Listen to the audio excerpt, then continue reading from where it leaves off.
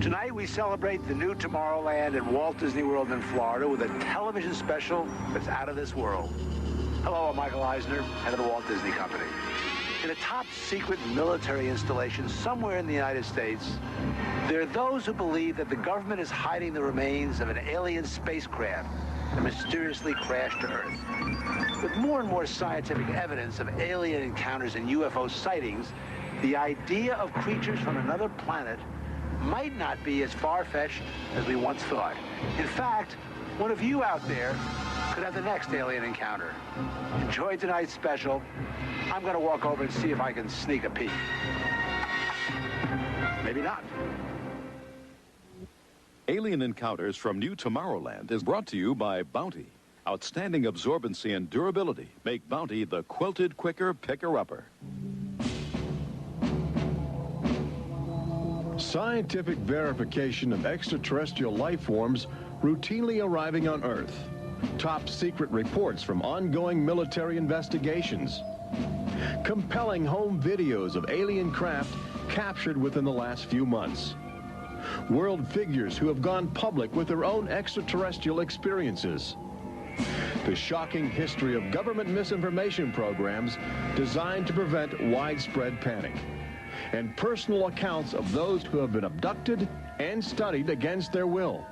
It's happened to me, it's happened to my sister, and I believe my mother. My son looks me straight in the eyes, and he says, "They took blood out of you, Mama." They don't ask permission, they take you. But it's such an incredible secret, nobody wants to believe it. There is valuable scientific data that would prove once and for all that planet Earth is being visited by a highly evolved intelligence that is not from this world. Wait a minute. I've had enough. Stop it. From beyond the boundaries of our perceptions, intelligent beings are beckoning mankind to join the galactic community. It's an invitation which is both wondrous and terrifying. This is the nature of alien encounters. Mankind has the unique ability to ignore the obvious, especially when the facts reveal a disturbing truth. We once believed the sun revolved around the earth. When Galileo demonstrated the reverse is true in 1634, he was charged with heresy and placed under house arrest for the last 8 years of his life. The charges were later dropped, 342 years later. Now, as we approach a new millennium, mankind is in the midst of the most profound event in history, actual contact with intelligent life from other planets. For nearly 50 years, officials have been documenting routine alien encounters here on Earth.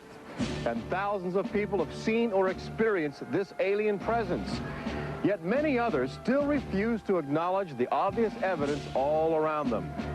What is it like to be confronted by a creature whose intelligence and skill is far beyond the comprehension of mankind? Would it be enlightening? Would it be an exercise in terror? Or perhaps both?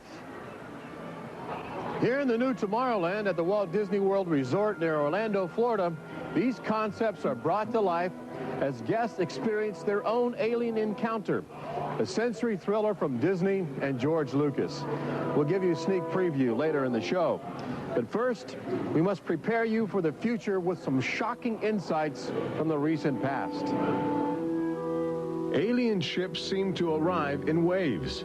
And if the last few years are any indication, planet Earth is experiencing a tsunami of sightings.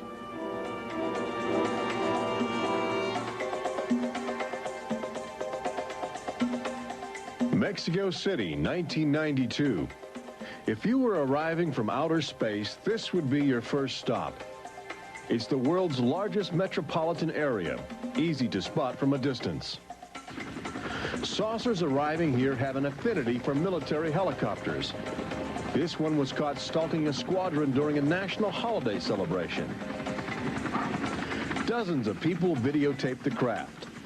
Millions more just stared in disbelief as it covered 200 square miles of territory in a matter of minutes.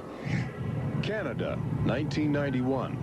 In a residential area just outside Ottawa, this alien ship was photographed landing in what appears to be a prearranged site. UFO investigators claim the structure of this craft reveals a technology previously undocumented. This sighting is known as the Guardian case, named after the pseudonym of the photographer who wishes to keep his identity secret to avoid harassment from local authorities uncomfortable with the notion of alien intruders. For the last few months of 1994 and lately in 1995, Gulf Breeze, Florida has been ground zero for alien encounters. Especially during the day, extraterrestrial craft have become common ornaments in the uneasy skies. Over those dunes right there. There she is, right there. Oh my God. Residents of Gulf Breeze routinely aim their home video cameras at the horizon. More often than not, they capture an astounding alien display. Oh, there it is. Right out there. Looks like an egg on top and an egg on the bottom. You would think these alien sightings would be front page news. So why have they received almost no national attention? The answer is simple. For governments determined to maintain their authority, extraterrestrial contact is pure dynamite. There's beings from another planet. We don't know where they come from. We don't know what they're doing here. There's nothing we can do about it. Meet Captain Kevin Randall, retired Air Force intelligence officer, now a top investigator of alien encounters. Anytime a technologically superior civilization comes in contact with a technologically inferior civilization, the technologically inferior civilization ceases to exist. Not necessarily through conquest, not necessarily through invasion, but because the technology changes the underlying social structures of that civilization and it disintegrates. Those fears are reflected in a 1960 federally funded study by the Brookings Institution, which warned that public knowledge of alien life could cause civilization to collapse. So they began a policy of covering up and hiding the information, but they also began a policy of ridiculing, so that people who really see something are afraid to come forward. This isn't right to do the ridicule. I mean, a lot of people suffer. Retired Army officer Clifford Stone certainly suffered after he began private research into the UFO phenomena while still in the service. Well, I was given a lawful order while I was in the military to back off. I refused that lawful order. That resulted in me having to go to be psychoanalyzed, which kind of backfired on my command. But I was actually given a lawful order not to write to members of Congress without first getting it approved through my command, and not to talk to members of the media. Of course, I went out and violated all those directives simply because I felt they had no right, that I had a right. He also has determination. This collection of classified government documents represents years of determined effort by Stone to open the UFO files and offer fresh leads to investigators on the trail of the truth. It is not surprising that this book is making top military officials very uncomfortable. I think that some of the underlying concerns they have is the impact it will have on society as a whole if the information is ever released. But why have aliens chosen to visit our small blue planet, hidden on the distant fringes of an insignificant star cluster? Well, we invited them here. When we return, what is attracting alien visitors to planet Earth? Extraterrestrials take aim on America's military. A crashed saucer becomes a top-secret bombshell. The nation's capital becomes a cosmic crossroads. And later, how Disney Imagineers have designed a way to prepare humans for their inevitable alien encounter.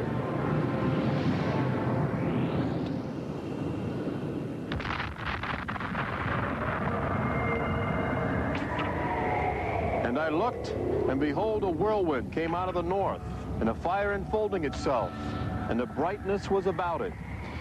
Also out of the midst thereof came the likeness of 4 living creatures. And when the living creatures went, the wheels went by them. And when the living creatures were lifted up from the earth, the wheels were lifted up. For the spirit of the living creature was in the wheels. Ezekiel chapter 1. There have been reports of alien encounters throughout recorded history, often buried in the obscure poetry of mystics. But since the end of World War II, alien encounters have adopted a darker, more menacing demeanor. No longer just spirited lights dancing in the sky, UFOs turn more brazen, announcing themselves with surprising ferocity. Most alien activity on Earth in this century seems to have been sparked by the single most profound technological achievement in human history.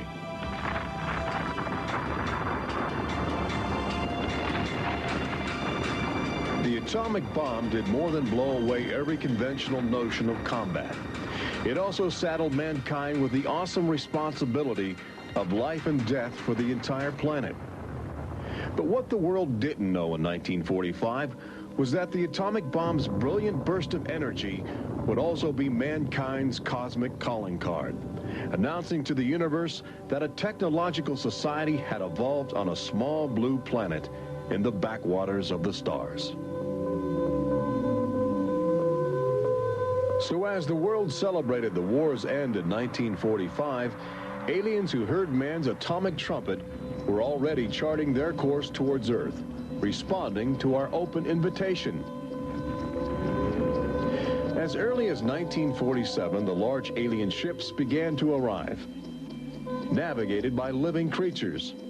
Their advanced physics allowed them to traverse the galaxy and pierce Earth's atmosphere with amazing speed. The U.S. military immediately went on the alert against the unknown menace.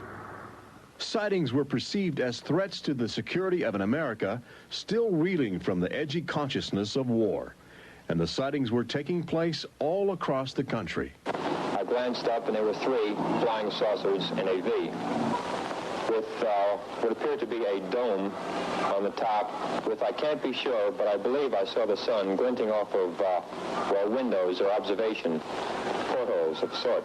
I think it was from outer space, but friendly. Army fighter planes are on patrol for flying saucers. Cameras installed to photograph them. Portland, Oregon, the area from which came the first weird reports. This flying saucer patrol shows how the Air Forces, while not putting too much stock in the mysterious things in the sky, are investigating. The control tower's in touch and on the watch. So are a whole lot of people these days. They're seeing flying saucers everywhere. Flocks of fantastic discs flying through the air. But the military finally had to admit that something was happening that they didn't understand, offering their first and only public statement on the UFO phenomenon. The recent sightings are in no way connected with any secret development by any agency of the United States. They weren't always called flying saucers. Some reports claim they resembled other household objects. The public was fascinated and anxious to make contact. But our official response remained aggressive, sometimes sparking deadly games of high-speed, high-altitude cat and mouse. National Guard Captain Thomas Mantell played that game and quickly became a grisly statistic. His last words, as Mantell soared at an altitude of 20,000 feet, are a chilling commentary on the power of the alien ships. I'm closing in to take a look. It looks metallic and of tremendous size. It's going up now as fast as I am. That's 360 miles per hour. I'm going after it. Moments later, Captain Mantell's mission had ended. Occasionally, the tables were turned. More than one alien craft crashed and was recovered for secret U.S. military research. The most famous case took place in July of 1947, just outside the community of Roswell, New Mexico. Famous because local officials openly admitted they had retrieved an alien ship before their commanders instructed them to keep the story confidential. What you can't explain, they reasoned, you must deny. July of 1947, the Army Air Forces at Roswell announced we had captured a flying saucer. You can say our government announced in July of 1947 they had a flying saucer. 3 hours later, they announced, no, it's merely a weather balloon. The officers at Roswell made a mistake. But our government has come forward and said, yes, we had a flying saucer. Then they took it back. Any one of your viewers can go back to the newspapers on July 8th, July 9th of 1947, and just front page headline after headline that the government had captured a flying saucer. Don Schmidt from the Center for UFO Studies in Chicago is convinced that the Roswell case is the linchpin in America's ongoing alien cover-up. We have over 550 witnesses. They were there. They handled the debris. They saw the craft. They saw the bodies. They handled the crew members of that craft. And invariably, they all say, this was not from this earth. This is the actual site where the Roswell saucer was discovered, along with the bodies of 3 extraterrestrial missionaries who didn't survive the collision. The debris and the dead were impounded and taken away for top-secret study, while a classified investigative committee called the Majestic 12 was organized by President Truman. And a government cover-up was initiated with a calculated disinformation campaign. The military, I know for a fact, has established what's called disinformation programs, officially sanctioned deception programs. This is covered by a regulation at Department of Defense level that's secret. This is the case with the unidentified flying objects. I cannot say that the Roswell incident was a cover-up, but I can certainly say that the government back then and today acted like it was a cover-up and has been subject to being accused of a cover-up. The flying saucer debris at Roswell was attributed to a downed weather balloon. There was no explanation for the alien body parts among the wreckage. Before long, other sightings were dismissed as optical illusions caused by electrified swamp gas, with elaborate demonstrations staged for newsreel cameras to back up the claim. But while the Pentagon refused to publicly admit aliens had arrived on Earth, their top-secret internal memos told a different story, even detailing the various ships and the creatures they had autopsied. Meanwhile, the American people fell in love with flying saucers, sensing something playful in their alien design. Before long, even the military seemed to fall under the trance of the UFOs. Government inventors began to mimic what they were seeing in the sky, in a strategy to stumble upon the secrets of advanced alien technology. These rare films chronicle those primitive efforts. At a symposium conducted by Princeton University, weird and wonderful flying machines developed for the Army go through their paces. The flying scooter, for instance, with only a 7-horsepower motor. Or this flying what have you. Just count your fingers after starting the fans.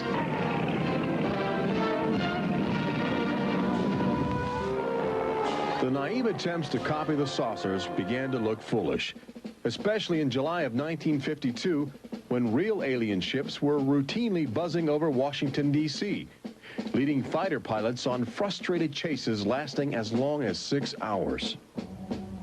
It was the first time since the War of 1812 that our nation's capital had been successfully invaded by a foreign power. By the early 1960s, UFOs were having a chilling effect on our defense operations. Their tremendous speed often caused them to be misidentified as incoming intercontinental ballistic missiles, putting American air bases on red alert. there needed to be some way for the U.S. and the Soviets to distinguish between nuclear attack and alien visitors. The weapon is installed in the Pentagon, but it's a weapon of peace. This is the teletype that will operate at the U.S. end of an open line to Moscow. This link, it is hoped, will help avoid misunderstandings that could possibly trigger a catastrophe. Now, a president could be in touch with the Russian premier in a matter of seconds. The hotline between Moscow and Washington was set up so they could go ahead and make last-minute pleas that we're not attacking you and you're not attacking us. The purpose for this was to ensure that a nuclear war would not be touched off by a UFO appearing on the scopes and being mistaken for enemy aircraft. The hotline eased some international tensions, but it didn't halt the interaction between the military and aliens, which continues to this day. November of 1975, essentially every SAC base in the United States was visited by UFOs. We have reason to believe that the UFOs went ahead and had some effect on changing the codes within the missiles, within the launch control facility, to change where the missiles would hit. 1976, September, Iran, 2 F-4s tried to intercept a UFO and shoot upon the UFO. The weapon systems of the planes go dead. The communication systems go dead. These are just 2 examples of cases which sound like they came out of science fiction, but in reality, they're from government documentation. Documents released by the State Department. The main engines up and burning. September 1991, Space Shuttle Mission 48. Commander Clayton and his crew point their cameras at the planet's horizon for a live broadcast to Earth. Many viewers noticed an alien ship playfully cavorting around the shuttle at tremendous speeds. NASA still refuses to acknowledge the incident. But since that time, the space agency no longer allows public access to live unscrambled television signals from shuttle missions. Currently in 1995, the Federal Emergency Management Agency trains personnel with a manual that suggests techniques in communicating with extraterrestrials encountered in the line of duty. This document is in marked contrast to a federal law passed by Congress in 1969, which makes it illegal for any American to have contact with an extraterrestrial, punishable by a $5,000 fine and a year in jail. Ironically, both documents were composed by a government which refuses to publicly admit that there is intelligent life on other planets. Indications are that government, military, and scientific leaders will soon release nearly a half-century of official documentation of ongoing alien encounters on Earth. Perhaps they feel it would be too embarrassing not to reveal the truth before the truth reveals itself. But these FBI files acquired through the Freedom of Information Act outline nearly 50 years of UFO reports investigated by federal agents all across America. Overwhelming evidence that something sinister is at work. But look carefully. The torn pages, the ragged copies, the large areas blacked out in an effort to keep secrets locked away. If we are keeping information, which I am certain we are, from the American public on unidentified flying objects, then we're wrong. Government has an obligation to the people to tell the truth. No matter what that truth might be, the people have a right to know that planet Earth is being visited by a highly evolved intelligence that is not from this world.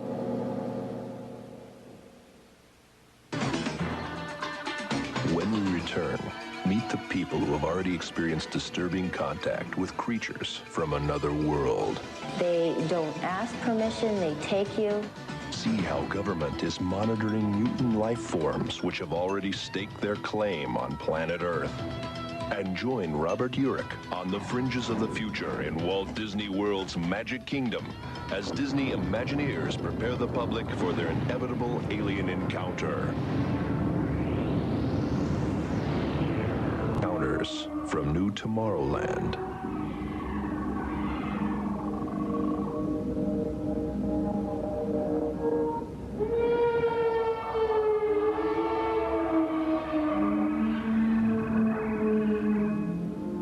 fact is, everyone encounters alien life forms each day. We've just become accustomed to ignoring the evidence. We expect the first visitors from outer space to arrive in flying saucers. But there are new scientific suggestions that the microbiotic organisms, which routinely invade human bodies in the form of viral disease, may have extraterrestrial connections. These minute alien life forms may very well be the advanced invasion force, leading the way to test Earth's environment for more complex and determined creatures.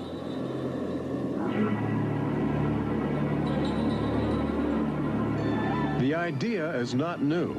Arrhenius, a Swedish chemist who died in 1927, first proposed the theory of transfermia, the notion that life is universally dispersed, possibly carried by cosmic winds across the vast expanse of the galaxy in the form of viral spores. Uncovering this mutating alien life is an ongoing government project carried out by scientific teams at NASA. They begin by collecting meteors which have landed on the barren landscape of Antarctica. Here, low temperatures preserve the alien life clinging to 4 billion-year-old cosmic debris. In a specially sealed clean room at the Johnson Space Center, these crude interstellar spaceships are carefully dissected to extract the biotic matter inside. Amino acids, a kaleidoscope of organic compounds, and the chemical catalysts of life are analyzed with sophisticated gas chromatographs and mass spectrometers. Life is plentiful in the universe and eerily tenacious.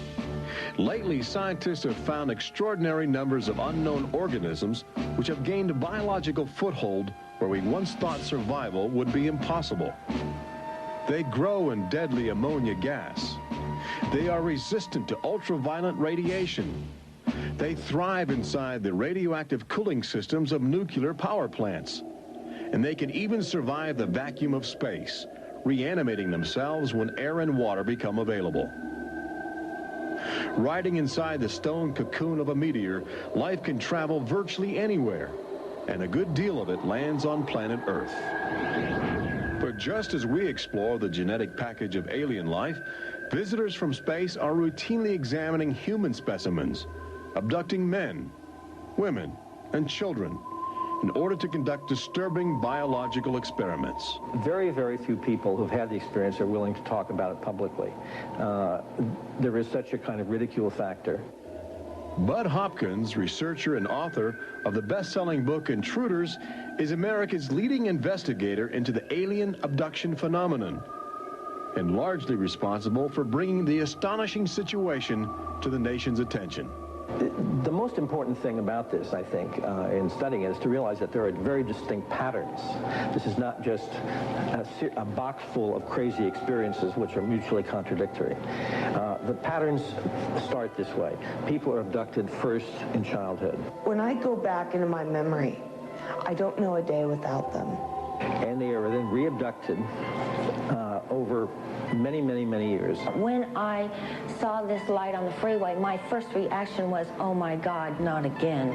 I grabbed the side of my bed like, no, you're not gonna get away with this. You're not gonna get away with it this time. Then I feel lifted off of the bed, and the next thing that I remember is being on a table or a bench and these beings surrounding me. Samples are taken from the skin, and there are very distinct scars that result from these biopsies, whatever we want to call them. I have a scar on my hand. It seems to be a triangle shape that's a half an inch by half an inch if you were to measure it. They were just red and blistery and kind of in a large equilateral triangle on each foot. The basic, most common mark is what we call a scoop mark. It's a circular depression, as if the aliens have used a little tool and removed a layer of cells. On my upper left inner thigh, I have two marks. There's a series of two. They're about 1/8 of an inch deep and about 1/4 inch in diameter that people call scoop marks, for lack of a better term. Often an object is inserted in the nostril or behind the eyeball or in the ear, which we believe to be implants.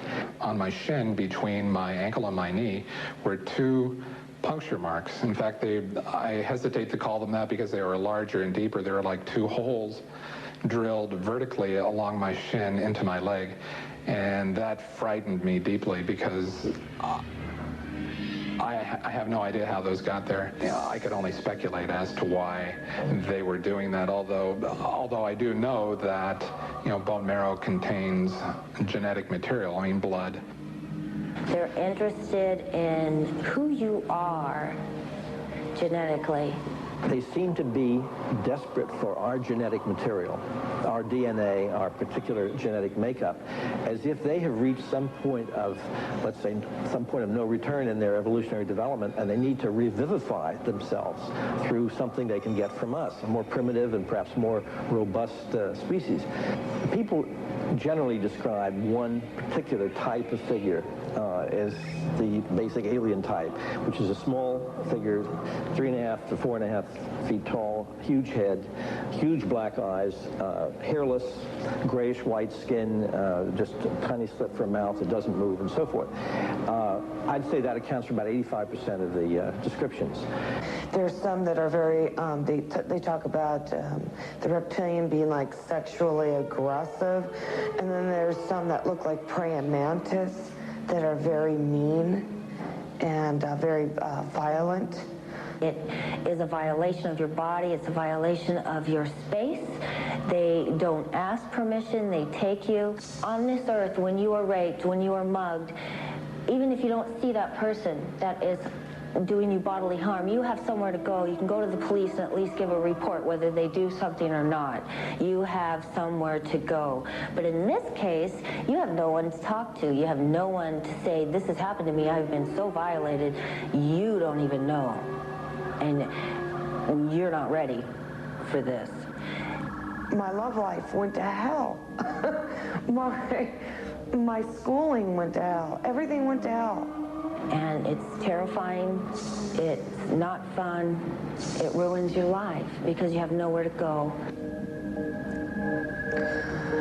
Twinkle, twinkle, little star, how I wonder what you are. Up above the world so high like a diamond in the sky. Makes me want to cry.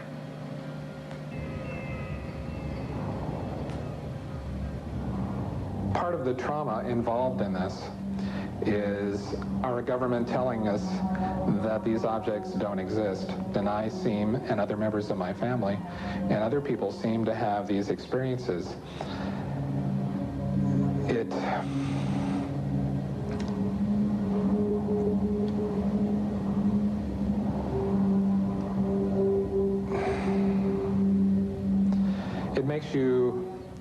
makes you doubt your sanity. The range of people who have had abductions around the world, because it is a global phenomenon, is just, it's a total range. I've worked with people who are of Oriental backgrounds, African-American background, Hispanics.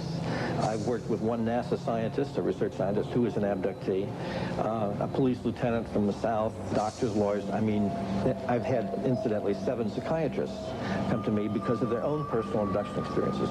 The phenomenon affects people from all walks of life. And it has a dramatic effect on families. Debbie and Terry know firsthand.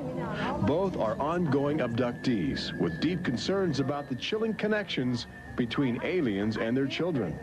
I thought this was mental illness. Then my son started speaking about little airmen coming into his room and taking us up, and there was even one point where he said, "They took blood out of you, Mama." He wanted guarding all the time. He wouldn't go to bed at night unless I slept with him. He was angry. And the other thing is he started setting traps. One night my husband came home from work and there's these little colored stones all over the garage. And Dale, my husband, said, "What is this for?" And he says, "Well, this is when the airmen come, they slip and fall on their butts." The interesting thing about children is a sort of innocence about their perceptions. I will present these cards of different heads, and there's Santa Claus, Batman, policeman, a clown, Ninja Turtle, an alien. what we do is to see how the child responds when we get to the alien face. And it can be extremely moving, because I've seen children just collapse when they see the drawing of the alien, crying, hugging their fathers or their mothers in terror. Well, she was 4 years old, and she was past bedwetting and all of that behavior. She was beyond that, and she'd never wet her bed. And when we moved to Banning, she started having nightmares every night and wetting her bed. And a couple of weeks ago, she had a bunch of scratches on her face, and she didn't have them when she went to bed. I said, what happened? And it was funny. The only thing I could get out of her was that she asked me, do aliens hurt you? And I went, what? And a woman told me, for instance, that her little girl, when she was first able to talk, would tell her about these nightmares of what she called the bugs coming in the room. And they were big bugs with big eyes. And again, there were some physical marks, all the surrounding evidence suggesting abductions. At one point, the mother, a few years later, was getting out of the car with her daughter at a shopping mall, and the Goodyear blimp was coming over. And the little child said, Mommy, look, don't you remember when you and I were up in that thing with the bugs? The last time I had a session, in that session I actually saw Lexi being escorted by two small grays. And it was very upsetting to me. I could not handle the fact that my daughter was being subjected to something that I had no control over. And when I think you have no control over something, that you're so helpless, it's like your child's drowning or something, and you can't save them. I feel like I'm going to go crazy because there isn't anything I could do for my son. I know. One of the most interesting things, too, from a child's point of view, has to do with the fact that communication is telepathic. One little boy drew on some drawings he'd made for me of the aliens. He put on the side of the head, each alien head, a gigantic ear, just one. And his mother said, what's that? And he said, well, Mommy, I know they don't have ears, but I put that there because, you know, they can hear everything you're thinking.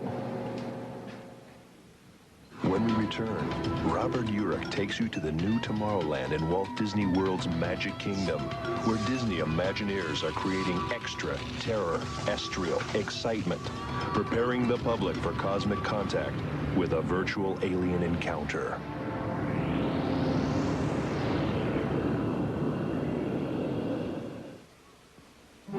An official UFO sighting report, one of thousands compiled over the last few decades. This particular report from October 1969 was filled out by Jimmy Carter. He was still governor of Georgia at the time. He witnessed a luminous object suspended in a twilight sky. Later, when he assumed the office of President of the United States, his staff attempted to explore the availability of official investigations into alien contact. As this internal government memo illustrates, there are some security secrets outside the jurisdiction of the White House. We investigated lights in the sky for over 20 years. We didn't get anywhere. We have over 100,000 cases from over 160 countries in our files at the Center for UFO Studies in Chicago. When you actually take the time to look at the official record, look at the actual classified, disclosed documents on the phenomena, and I'll guarantee you'll walk away saying, why weren't we told about this? And why were we told something else altogether? We've all been indoctrinated to have this knee-jerk response just to that term, UFO. We have to ask ourselves, who started it? And isn't it about time we go out and find out for ourselves? Every year, NASA routinely propels about 24 astronauts into a low Earth orbit aboard the space shuttle, a loud, lumbering, somewhat primitive rocket ship.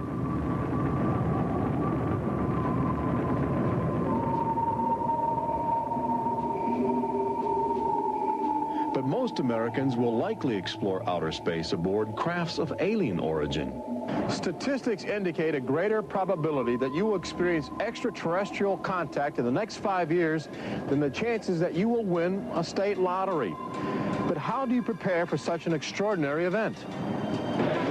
Here in the new Tomorrowland at Disney World, scientists and Disney engineers have brought to life a possible scenario that helps acclimate the public to their inevitable alien encounter. Welcome to the new Tomorrowland Convention Center in the Magic Kingdom, where humans can enjoy their first taste of the future, as well as advanced extraterrestrial technology, and begin to understand the disturbing facets of alien intelligence. Access Technologies, an interplanetary manufacturing and marketing conglomerate, is one of the first alien firms to take advantage of this showcase facility in New Tomorrowland, introducing humans to technology which promises to seize the future. Today, guests are exploring the concept of teleportation, the ability to transmit solid matter or living creatures across the endless void of space. Inside this chamber, at the extraterrestrial alien encounter attraction, cosmic representatives will demonstrate the secrets of a brave new world. Utilizing the ominous device, two very different life forms will make contact via the teleportation process. Unfortunately, high technology can backfire if operated by careless hands.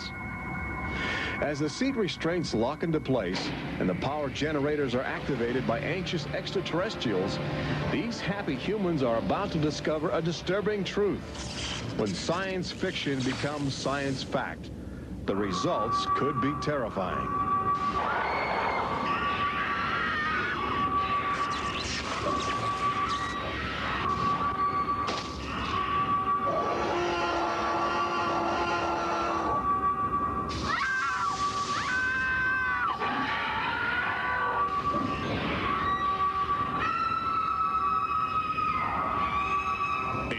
Encounter opens at Walt Disney World summer 1995.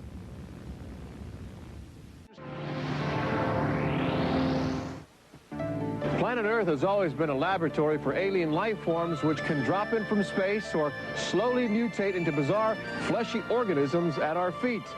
Understanding the nature of these strange creatures from above and below is the greatest challenge of our age.